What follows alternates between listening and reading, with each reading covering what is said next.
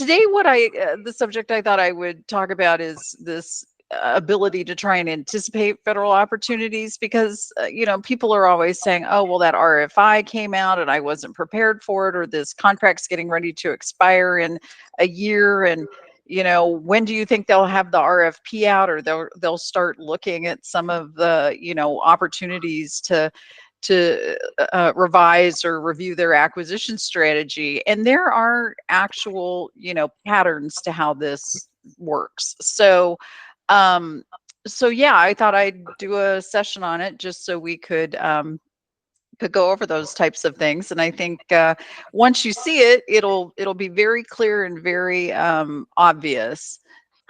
So here's just a little bit about myself. If you follow me on LinkedIn, you know all this, all the roles I've had. And here's the mission and values and vision statement for my business, Federal Subcontract Solutions, or Fed Sub K. And really the goal is to provide small businesses consolidated, comprehensive, and affordable resources to support and expand their knowledge of the federal contracting regulations and processes, and be a trusted resource for folks. I have a begin your journey here page. So if you're never sure where to start, you can always go to this page on my website, and it gives you what I feel are the essential steps to get to the point where you actually turn in your first bid or proposal for a government opportunity. And each of those steps has assessment questions and action items that you can do. So you ask yourself the questions, and I give you places to find the answers. Everything that's underlined is a link somewhere to find more information. So that's part of what I offer out there. So I always point people there first and say, have you gone through these steps? If you haven't, here's a great place to start. So you're likely here today because you have a product or service you want to sell to the government. You need to find more opportunities. You need some timely notice of active opportunities, right? You want to hear about them before they hit the street, not 2 weeks after they hit the street, when then you're scrambling to try and put it together a bid or proposal. Maybe you're looking for more detailed information about potential follow-on opportunities, contracts that are out there and may recompete or reprocure so that you can get in on that next round of procurement. Also, maybe you're hoping to influence the acquisition strategy for upcoming opportunities. That's really what I want to show you about, is how far in advance the government is looking at these opportunities when they're getting ready to recompete them, the timelines for that, and some of the methods they do and don't use depending on that timeline. So we're going to talk about all of that today, and then I'm going to show you places where you can find this information so that now that you know how far in advance they're looking at the next acquisition strategy for that expiring contract, you know where to find the information so you can tell what's expiring, back into the dates when they're going to start looking for market research, and then you start your marketing to these agencies earlier and ahead of the game, before your competitors, before maybe even the government's thought about the reprocurement, and they're just starting to think about, oh no, we've got a contract expiring in 6 months. I guess we better start on the next one. If we've got to keep that going, let's think about how are we going to do the next one, right? So all that is part of what we're going to talk about today. So I did a session a couple months ago about looking backwards, how to see what the government has purchased and how that can tell you a little bit about what they may purchase in the future. But today we're going to look forward. We're going to look at, from this point forward, what is the government likely going to buy? And we're going to look at a couple different resources: acquisition.gov procurement forecast, acquisition gateway, USA spending, and coupling that with information out of FPDS and actually also SAM.gov to get you a full picture so you can really tell if it's something you want to chase after or fits what you want to offer to the government. So here is the timeline of when you can influence opportunities the most. The type of contracts on the left, and the lead time from the expiration of any current contract is on the right. So you can see that for things like these big government-wide contracts, the OASIS contracts, the soup contracts, all those big IDIQ contracts that have these big pools of people, that they're looking at an expiration, a lead time of at least on the largest of the large, like OASIS, 18 months before those things expire. They're starting to think about how are they going to reprocure these contracts. They're starting to develop the acquisition strategy. They're writing up their approval documents. They're pulling together the requirements. And that's when it all starts for the largest of the large contracts. And then it goes down in timeline depending on, the size and complexity of the contract. So let's say an agency is doing a large multiple award contract. They'll look at that to reprocure 8 to 12 months out from the current expiration date of the contracts. If it's a single award that the government agency is doing, one contract or one IDIQ, it could be 6 to 9 months, depending on the complexity of that work and that statement of work, and even the complexity of how they plan to evaluate, quite frankly, because that complexity can also add some lead time to it. Definitive contracts, those are contracts for a single project, a single site, things like that. Those would be like, it could be like, operations and maintenance at a facility, or, an elevator maintenance contract, things like that. It would be 6 to 12 months out again. Not as a little bit longer, depending on, again, complexity. Task orders and delivery orders are 2 to 6 months, depending on their duration. Task orders and delivery orders can have option years to them. So the longer they are, probably the further ahead a government agency is going to plan for their recompete versus, a shorter duration, let's say ordering some supplies or products to be sent to certain locations. That would be a shorter period of time. So even task orders and delivery orders, you may say, well, those are under existing contracts, aren't they, Shauna? Well, they are, but you can influence the fact that they may not use that IDIQ to get that same work done. Maybe they use you instead. So you can still market on, expiration of task orders and delivery orders too. Sometimes it's successful, sometimes it's not. It really depends on the agency and how they're trying to get new vendors in the door. But it's something to look at also in terms of the patterns of how these awards occur. And then purchase orders. Purchase orders, we're talking about contracts that are under the simplified acquisition threshold, which is presently $250,000. Those usually have a lead time of 1 to 2 months. They're very quick to do. They're commercial items and commercial services, and the lead time on those is pretty quick. So you can see the expected lead time is when you want to start. At the farthest end out of that is when you want to start talking to the government agency about what are they planning to do for the next contract. And so this is your window of opportunity to influence, right? This is the one thing we're going to talk about today, is opportunity to influence. Now, there's several market research methods. I'm not going to talk about each one of these in detail, but they're all listed in FAR Part 10. And really, the extent of market research that's done is dependent on the urgency, the dollar value, the complexity, past experience, past history of the acquisition itself, a lot of factors, budget. There can be a lot of things that come into play here in terms of how you're looking to do your market research. Information that the government relies upon for market research in order to determine their acquisition strategy should not be more than 18 months old. So you can see why that farthest lead time out there was about 18 months when the government starts to think about the next contract, because anything older than that, they have to justify why they're using information that's older than 18 months to influence an acquisition strategy. One of the things we always hear about are requests for information, things like that. That's one of the big ways people see that the government does its market research. It asks industry for a short submission to see who's out there. But there's all these other ways to do it. They can publish a formal request in a journal. They can review your website. So, making sure you have a polished website is really, really important. They'll go out there and use the internet and search just like, you do when you're looking for somebody to do something for your home or your business. And they also review just pulling lists out of sam.gov and the dynamic small business search, SBA's DSBS. Very, very important.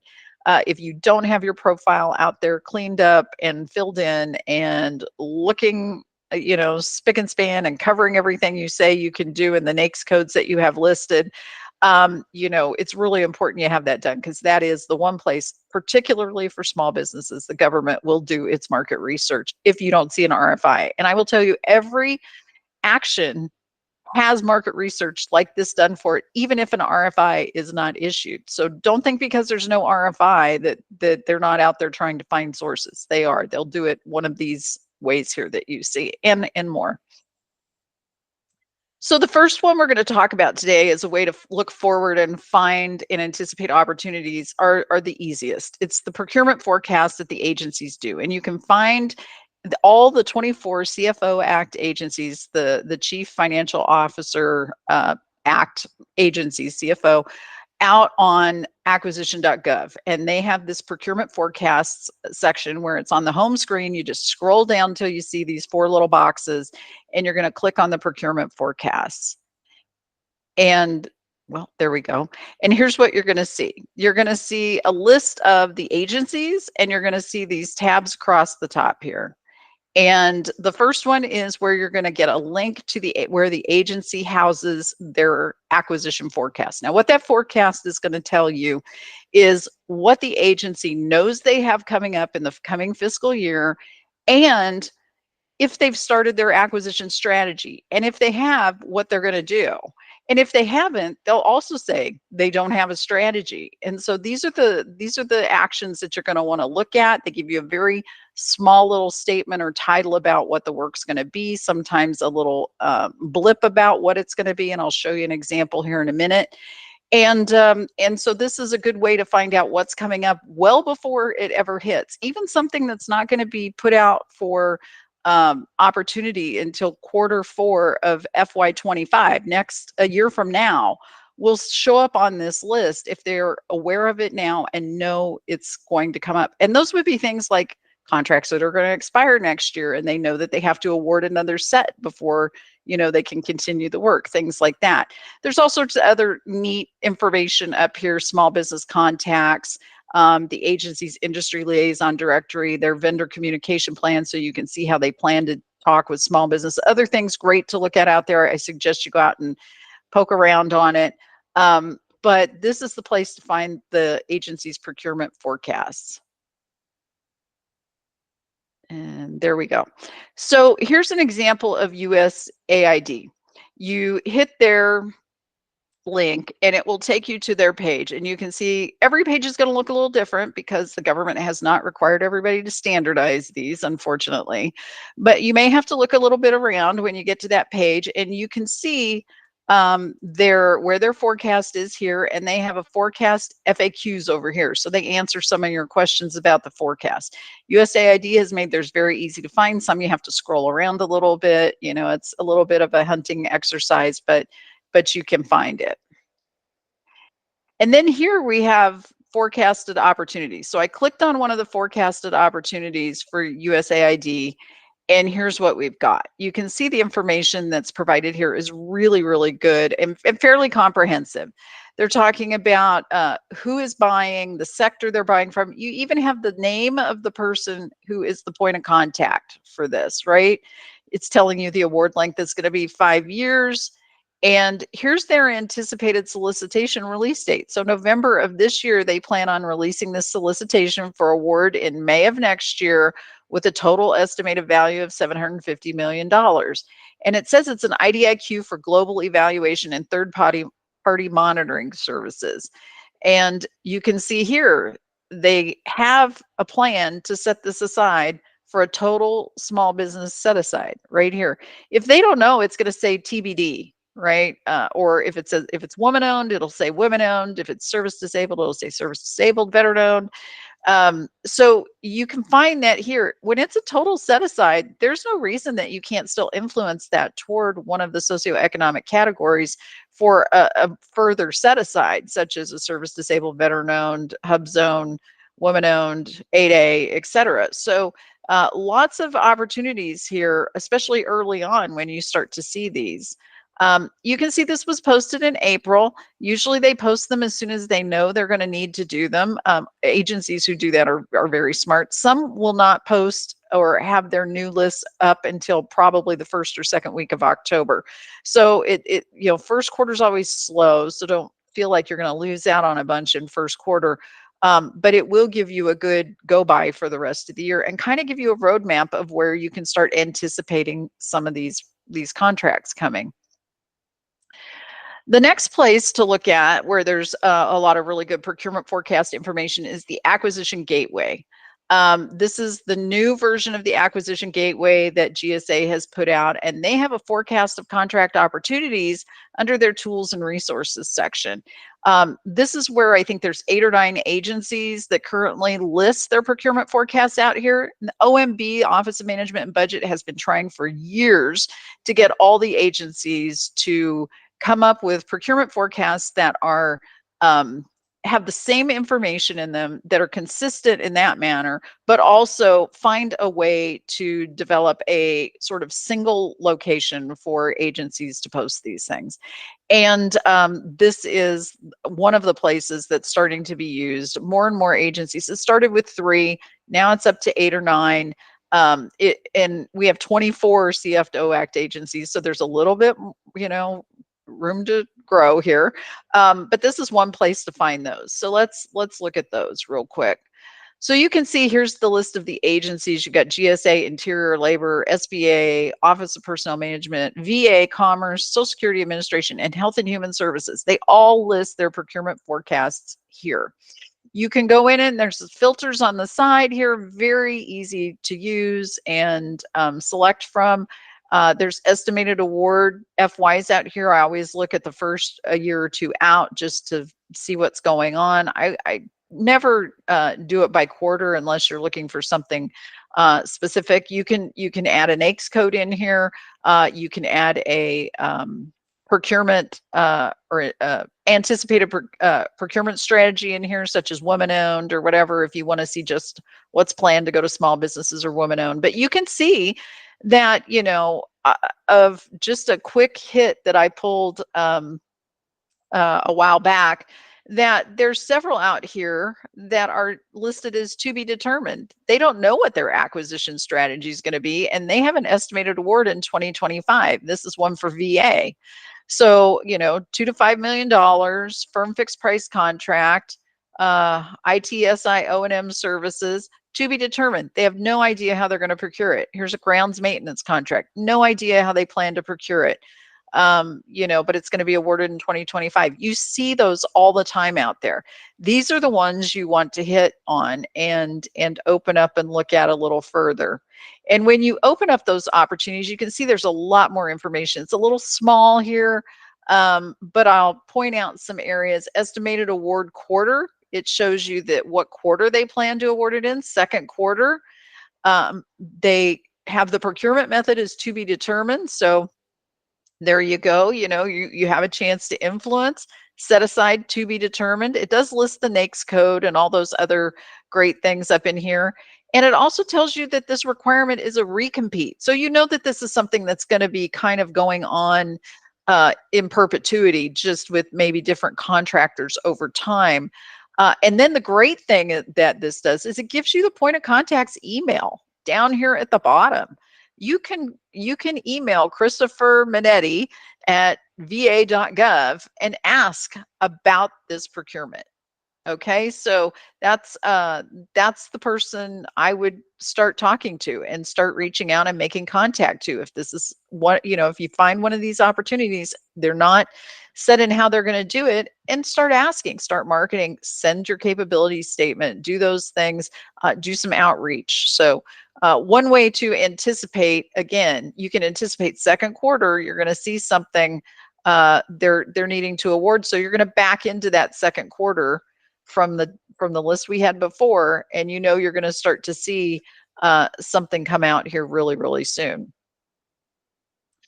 Another way to look at some of this data, and this is a little more involved, it's not necessarily an ad hoc report or something like that that you can pull easy, but I find, I was mentioning to Michelle before everybody got on the call, that sometimes those ad hoc reports are difficult because you don't always know what's going to pull in from the fields just based on the field name. And you will have to rerun your ad hoc report if you don't get all the fields that maybe you figure out you need as you're looking at the data. So I always recommend USA Spending because it's super easy, not difficult to download from. And while you get a lot of data, I'm going to point you to the columns where the data is that you need to look at the most. So I have a guide on usaspending.gov, how to pull the information down, how to filter. So please look at that because I'm not going to go through every minutia step like downloading the data and all that here, but it's in that guide. So a couple things to remember before you use this data, though, is that some of the data is 90 days delayed. It is in all the public facing systems, FPDS, SAM.gov, and USA Spending. It's all delayed 90 days for DoD and the U.S. Army Corps of Engineers and a few other entities. The financial data in terms of how much money is being spent on a contract or been paid is reported monthly, so at least you get that. There's a need to validate the relevancy of a contract through the description review, and I'm going to show you where to find that. And then again, like the site also has its own user guides, data dictionaries, things like glossary of terms, so that you can understand better what each category means and the data and how it's broken down. So some filtering decision considerations when you're trying to anticipate opportunities that are coming forward is you're going to want to look a few fiscal years back at minimum.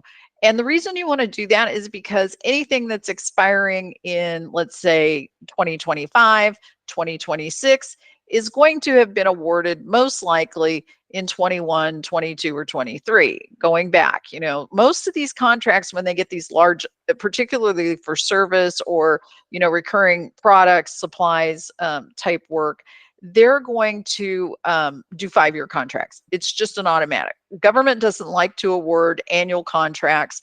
It takes too much time.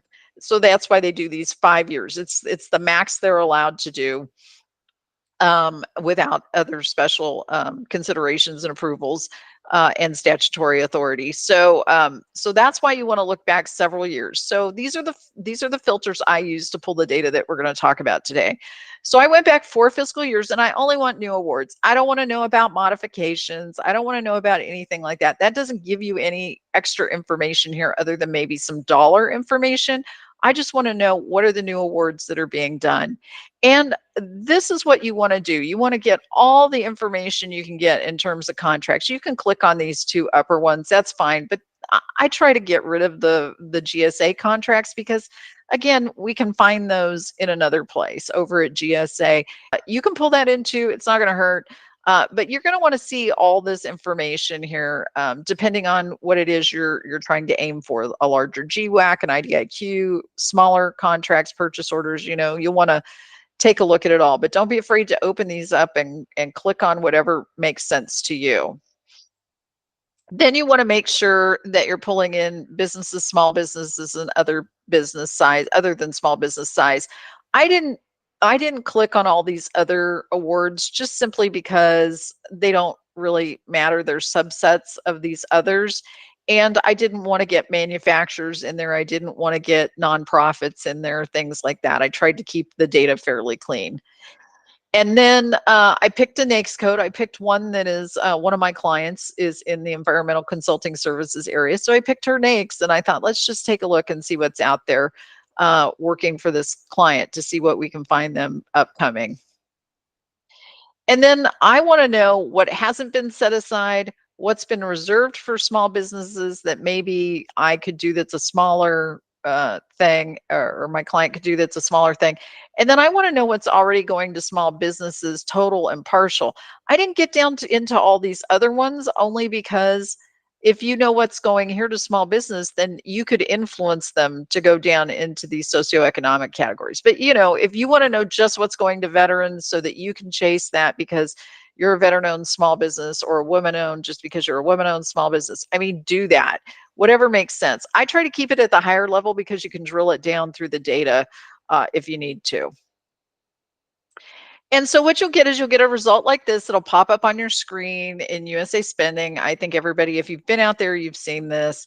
You get contracts and you get IDVs. These are your indefinite delivery contracts. So they put those under a different tab, which is kind of nice. So you can look at one or the other. But when you export the data, you're going to get it all. So I'm not going to go through the export of the data piece, but I can show you this is what it comes out and looks like. Now, I've indicated the columns up here at the top that are the most meaningful, just because in case they're hard to see here.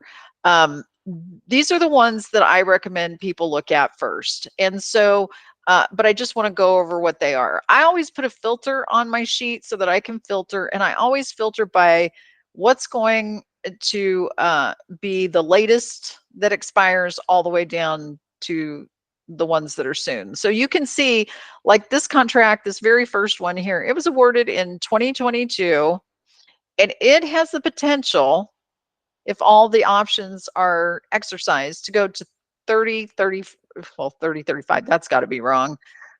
Probably 2025 here. Here's the current. That's probably a typo for some contracting officer. I hope. We never know. I'd have to look at the contract to see.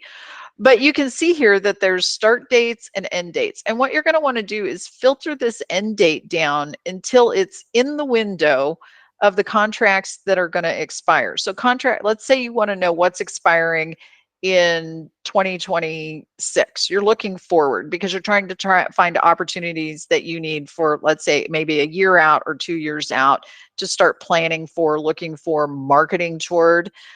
You'll want to see, go through here and see what expires in 2025, 2026, 2020, maybe early 2027. And those are the contracts that you're going to want to look at the rest of the data on. Find your subset and work out. So you're going to use this date to do that backing off of those lead times to calculate when to start the marketing process. Here's the contract award number. It's up at the front. I just want to point this out so you don't lose it in the areas that we're going to talk about, because you're going to need this number to do some searching later if you want to do a deeper dive into the information. So this date, this end date, this period of performance, potential end date, that's usually the date with all options. So that's why you want to use that column. Then I always tell people, jump ahead in the data and go here and look at the prime base transaction description. And the reason why is, find your subset by date and then start looking at what matches what you want to sell, because you've already sorted this by NAICS, right? So it's in your own NAICS code. So you don't have to worry about that. You just need to know, is this something that sounds like we'd be interested in? If it's in Alaska, do you want to perform in Alaska? If it's an underground storage tank removal, is that something that your company can do? Those types of things. So you'll want to look through here and pull out the ones that are of interest to you. And you'll see here that there's solicitation numbers off here to the side. These may or may not be helpful when it comes to searching data in FPDS. I only point them out because they're there. They are hit or miss, because not all of these are publicly announced that you can find the data on the solicitation, through backing into it. But there's potential there. So sort through the descriptions, and you'll find the ones that you're interested in, and then come back in the data to AC and AI, and you can see the awarding office name and the funding office name. This tells you, one, who's making the purchase. So these are the people you'll market to. Environmental Protection Agency, Region 4.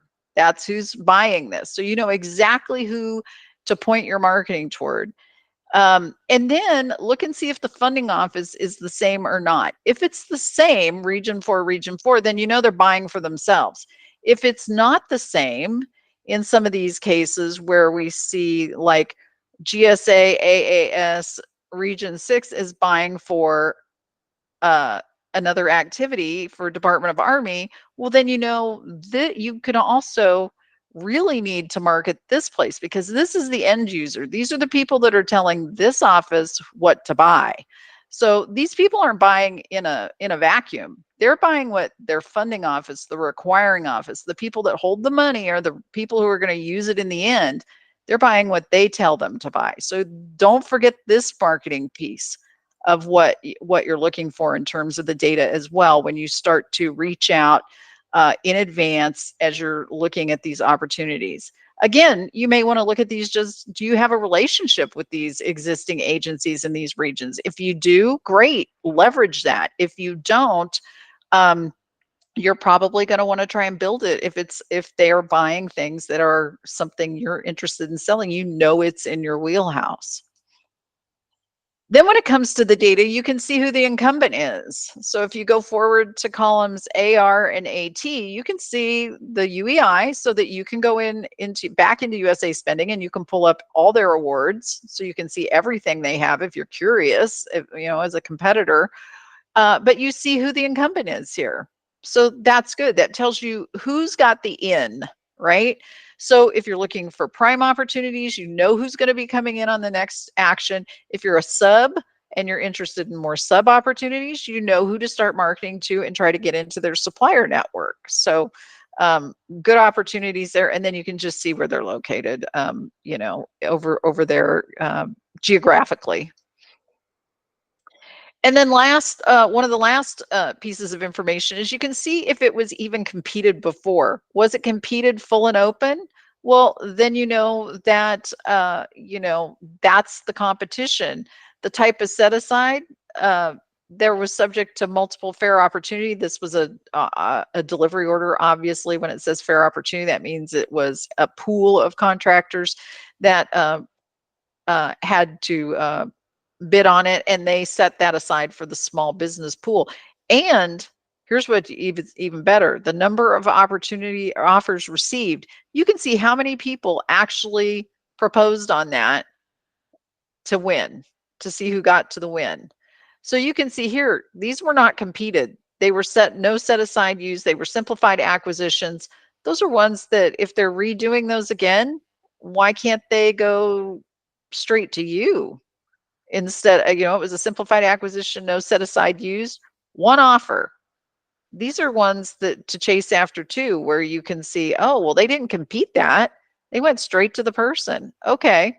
Well, let's take a look at those and see if those are something we can get into. You can start anticipating taking all these little pieces of information, which opportunities work for you, which ones are coming up for expiration in a window where you can still influence based on that lead time. And then if it's something you can do, then look at how it was competed before and start picking into these in terms of the agencies you're targeting and the opportunities that seem like they're most likely that you could influence in terms of a set aside not being used, things like that. So these pieces of information, when you start to put them together, tell you the story of how the agency was viewing that acquisition and how they will likely view it again. And so that's why it's important to kind of take a peek at that, because that gives you this anticipatory ability to say, okay, this is how they're going to procure this. This is when they're likely going to have to reprocure it. And is this something that I want to get in on? And if I do, let's start now, trying to build our team, trying to build that relationship, making ourselves known. Okay, so I know it seems a little disjointed, but the pieces of data are really important. If you look at it that way, it's telling you the government story. It's telling you exactly what they're thinking. And like I said, again, the government doesn't usually change its acquisition strategy too often when it comes to recompetes on types of work like this, or their needs for their next type of work, same or similar work. They tend to go back to the well. They're not super creative all the time, actually, if you can believe it. I'm sure everybody believes that. But and if you just want to know more about that one particular item, maybe you see one in here and you're like, wow, I really need to know more about this. This sounds like something we could really do if I could only see the solicitation, or if I could only get a copy of the statement of work, or if I could only know how much they're they've gotten paid on that IDIQ or something. How much work are they really getting? There's the last column in the USA spending sheet where you can click and it gives you a link back to that, all the detail that I just talked about on that usaspending.gov action. Now, it's not going to show you the solicitation itself. I'm going to show you how to find that and back into that here in just a second. But you can see that it gives you all that information. So that's where I want to take the next step to is if you want to get more details, you can get the financial details here. But if you want to get like, what was the solicitation? Can I see the performance work statement that they're working under, the scope of work they're working under? This is where you need to go. And it's kind of a little bit of a grind. I really wish the government would just kind of link all this in one place, but they don't. Every system they have has a little bit different, uh, reasoning that they exist. So this FPDS, the Federal Procurement Data System, it is where basically every award that's done, modification, contract, purchase order, everything, contracting officer has to code what's called a contract action report, and it goes into this FPDS data system. And this is the authoritative system for all the contract award data when it comes to the government. So it's where it's the system that USA Spending draws off of, SAM.gov's ad hoc reports pulls off of here. So it's the source. So I'm going to show you how to go straight to the source to find out some of this information. So you can see here it has this easy search Google looking like button.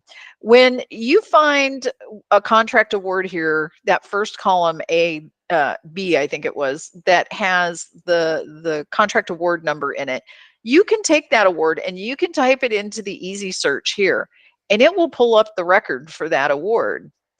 And you can see here when you pull up the record for the award, you might get a couple of different records in FPDS. It's going to show you two. Like you can see here, we have two records that came up for this particular environmental consulting services contract.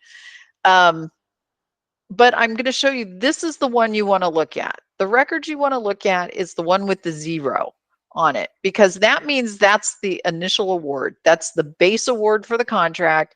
And it's the one that's the record that's going to have all the information in it that you need. You may find it in some of these modification ones, but this is the first record that was put in the system for this award, and it gives you a bunch of different information. So let me show you where you can find that solicitation information that you can back into. So when you pull up the record, it's in the second section called document information. The solicitation ID number is here. So this is the old solicitation that this contract was awarded off of. You can even see the contracting officers' names over here. So here's another reference for you to use to go out, and if you decide you want to market for this follow-on opportunity, these are people you can contact. They may or may not still be there. I mean, contracting officers turn over, but this is one avenue, again, to get that point of contact, that in at an agency. So taking the solicitation ID number, what you can do with it is then you can go out to sam.gov and you can go into the contract opportunities section, and you can type in that solicitation number, but put inactive, not active, inactive when you hit the button, because it's already closed out in SAM. It won't show up if you only put active. But if you hit inactive, you can see here's the solicitation. Here's what they bid on. Here's that underground storage tank removal item. And when you open this up, here's the documents. Here's the statement of work right here. You can see what they bid on. You can see what the site visit was about. You can see the terms and conditions and a few other things. You can still open these up, download them, look at them.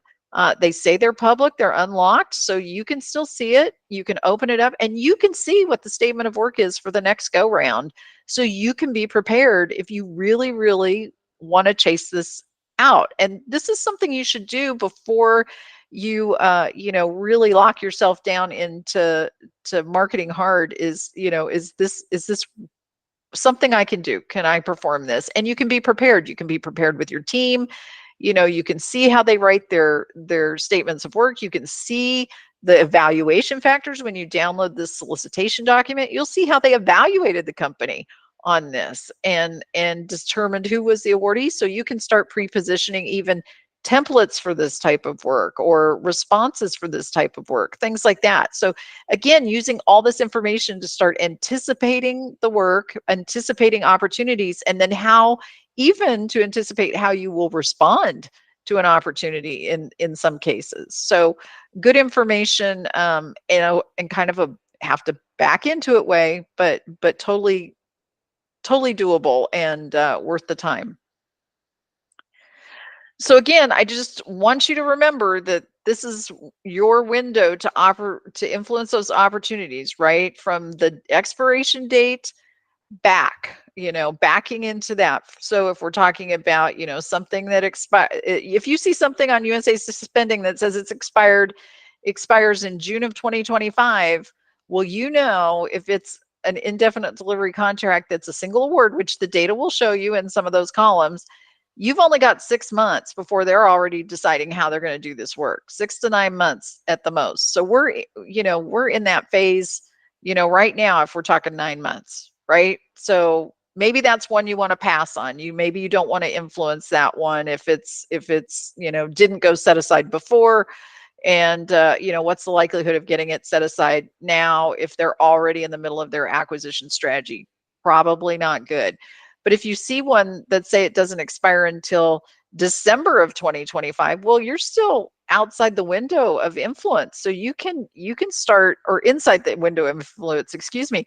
So you could still start influencing that. Maybe they're not going to work on that acquisition strategy until first quarter of next year, for December of next year. That's likely when it's going to happen. Having been a contracting officer, we don't have months and months and months. It's when it gets down to the wire that we have to do something, that we are, because we're working on all sorts of actions at the same time.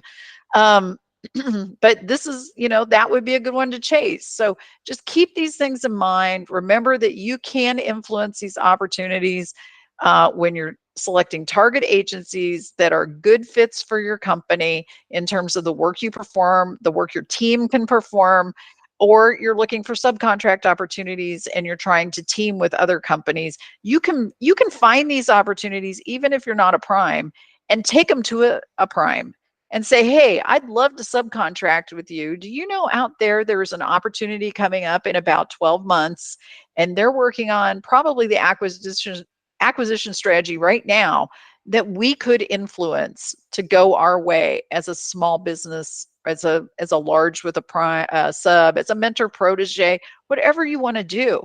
But you can take opportunities to primes too, and this is a good way to do it. This primes will love you if you're just want to do sub work. Primes will love you if you bring them opportunities like this and you're doing the legwork on these things. So another way to use this information. Just I always end with a quote. So success is where preparation and opportunity meet. And so you're really preparing and you're finding opportunities to get that success. And that's where you're going to head if you do the homework. I'm a huge proponent of doing the homework, making sure you're looking at the market. You're not just using tools that spit things to you, because the tools that are out there that scrape the market, they can only tell you so much of this. And every AI tool maker I talk to, I say, if you create a tool that can not only scrape for what's currently active, but everything that's coming up in the next 12 to 18 months, that's the tool that people need. And I have yet to see a tool that can do that successfully yet. So, and scrape the procurement forecast. So I'm hoping maybe one day we'll see that. So let's answer some of your questions. Anybody have any questions about what we've talked about today?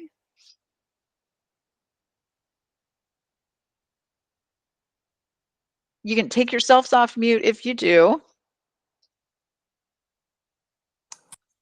I don't have any questions. I appreciate it. I think you were extremely thorough. So I do have one question. Will this be on your LinkedIn site, this recording? This will be on the Fed Or the sub Fed? Okay. Yeah, and it'll be under the resource library tab. Okay. And it will it's Fed Sub K in action, and I will post a link. Actually, I'm going to do a post probably this weekend with that link. just to point people to this and the other videos I've done on some of these basic steps, so Okay.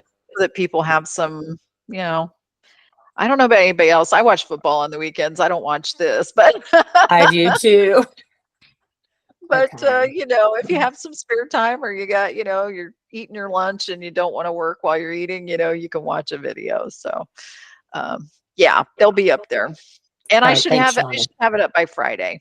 Okay. Thank you. I appreciate it. Yeah, sure, sure. Hey, And Shauna, this is Terrell. Sorry, yeah. I had a question, but if you were responding to the previous question, feel free to finish Oh, up. no, I'm done. I'm done. Okay, sorry. So I do have a question. So I think I recently just found out that I lost an opportunity for a no decision from a government standpoint because of the pricing, I think. So what I was trying to do is this wasn't necessarily my core capability, but I kind of fell in that socioeconomic category, and I found a partner who could do majority of the work. So what happened is the contracting officer was very nice and kind of pointed me and said, "Hey, we're happy to award an opportunity to you guys, but I think from a pricing standpoint, it didn't work out. So why don't you do a little bit of research, figure out what the past SOWs were like and how you get around that." I've done a lot of digging on that. So the two challenges that I noticed, I guess, for that particular one, and when you were talking about the past SOWs and such, I kind of was thinking, this was a 5-year IDIQ type of a contract. So although I think my gut was telling me that it was on the lower end of the bargain, and probably around the simplified acquisition threshold. So how do I look? I look at that as simplified acquisition for the year or for the 5-year duration, because that is a huge difference. And then when I went to go look look in the FPDS to see if there was similar work back there for a similar type of, I guess, terminology, I couldn't find anything exact, and the prices were really like low 4 figures to high, 7 figures, and I was like, Right. very, very convoluted to see where exactly the price would land. Yeah, out in the USA spending data, if you haven't looked too much there's a column that talks about the total current value of the contract and then the potential total value. Yeah. And you might want to look at those two and see how different they are, because the current total value can sometimes be the same as the potential total value, and sometimes it's not. And then there's also a column that shows obligated amount. So that shows you how much money's actually been put on the contract. So for those IDIQs, you can see how much money's actually been spent, but how much potential there is for spending. So that's one way to see at least, that part of it. Now, in terms of rates, is that what you were talking about, rates? Not necessarily rates. I Okay, was just trying to, total dollars. overall total Yeah. value. Yeah. Yeah. So those are columns K, M, and N on the USA spending spreadsheet when you do the download. Yep. And take a look at those three. Sometimes they're going to match across the board if you don't get the detailed data. So you may want to extract. It asks you if you want just the award data or the transaction data. You may want to pull the transaction data. It's a lower level of data, and it tends to show the differences in those three columns a little more than the higher level data, just so you can see it. So yeah, Gotcha. that's what I would recommend. And again, sometimes, like for example, I'm just looking at the data that I pulled the other day. The total obligated amount column may say like a little over $1 million. The total current value will probably equal what the obligated amount is, just because that may be the amount of money they've put on the contract that equals the options they've exercised, et cetera. But then if you look in that third column that says potential total value, I see like several where the value is, where the obligated amount is 1 million, the total obligated potential is 2 million, so you Okay. can see that there's some opportunity there that's bigger than maybe, just the award amount. Understand. Okay. Yeah. Oh, I see one here that's like 500,000, and then the total potential is like 5.2 million. So there you can see there's Yeah. some spread there. Yeah. So anyway, and that'll give you an idea too on those IDIQs, how are they really getting utilized too, right? So, Mhm. because sometimes there's a lot of promise in these big IDIQ contracts, particularly GWACs, and people think, okay, well, that's great. I can get up awards, up to whatever. But really, those, again, I always caution people with GSA schedules and some of the big GWACs is those are marketing tools. They're not meant to be, build it and they will come type things. Everybody gets fair opportunity, meaning if you want to bid, you can, but it's no promise of an award, right? So Mhm. that all comes with, the marketing and the relationship building with the agencies and things like Yeah, that. So yeah. exactly. Okay. Yeah, yeah. Yeah, it's tough when you miss out on one and you get that feedback, but that's valuable feedback. I'm really impressed the CEO did that. So that's good. Gave you some hints. Yes. That's helpful. That's Yep. always helpful. Yes. Well, just to give everybody some heads up, if you haven't been to fedsubk.com, you can see I've got lots of things out there. I update the business events every month for the next 2-month period. I have the small business event calendars out there for all the agencies. So if you're interested in any one of them in particular, you can find that.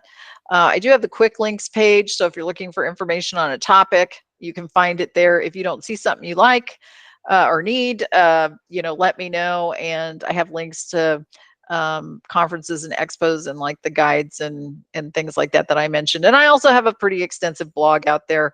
If you're signed up for my newsletter, you'll know I do 1 to 2 articles a month, plus a policy rundown of everything that is related to small business between FAR, DFARS, GSA, Department of Labor, and SBA that I know are important for everybody to know. So hopefully that's helpful. And I don't spam you. I send it once a month. That's it. You get it on the first Friday or the first weekend of the month, depending on how my life is going that week and how difficult it's been to get to the web, the newsletter. But yeah, it's a lot of fun to do.